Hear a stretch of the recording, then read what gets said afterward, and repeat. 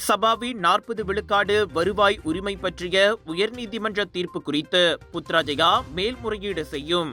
ஆனால் அது தீர்ப்பை எதிர்த்து அல்ல, மாறாக தீர்ப்புக்கு நீதிபதி முன்வைத்த காரணங்களை எதிர்த்து மட்டுமே செய்யப்படுகிறது. பிரதமர் டத்துஸ்ரீ அன்வார் இப்ராஹிம் இன்று மக்களவையில் அதனை தெளிவுபடுத்தினார்.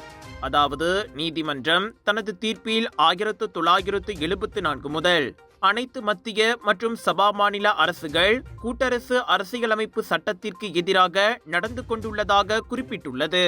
இது ஒரு கடுமையான குற்றச்சாட்டு என விளக்கிய அன்வார், அப்பகுதியை மட்டும் தீர்ப்பில் இருந்து நீக்குமாறே புத்ராஜயா மேல்முறையீடு செய்கிறது.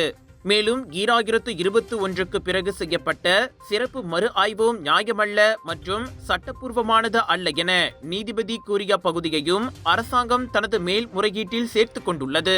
மொத்தத்தில் அரசாங்கம் நீதிமன்றத்தின் தீர்ப்பை ஏற்றுக்கொள்கிறது.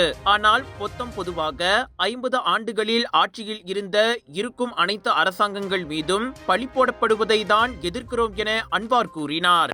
ஒரு நாளைக்கு நம்ம இருதயம் எத்தனை வாட்டி துடிக்குது தெரியுங்களா? கிட்டத்தட்ட 1 லட்சம் வாட்டி. நம்ம தூங்குற நேரத்துல இருதயம் மெதுவா துடிக்கும். நம்ம இருதயம் ஒரு என்ஜின் மாதிரி நான் ஸ்டாப்பா உடம்பு முழுதும் ஆக்சிஜன் பம்ப் பண்ணிட்டு கார்பன் டை ஆக்சைடை வெளியாக்கிடுறோம். ரத்த ஓட்டம் இருதயத்துக்கு சீரா இல்லைன்னா பல பிரச்சனைகள் வர ஆரம்பிக்கும். உயர் ரத்த கொதிப்பு, இருதய சம்பந்தப்பட்ட நோய்கள் மற்றும் பல. டெஸ்லி டென்ஷனோட மகிமை ரத்த ஓட்டத்தை சீராக்கிடும், இருதயத்தின் சுமையை குறைக்கும். டெஸ்லி உங்கள் ஆரோக்கியத்தின் நண்பன்.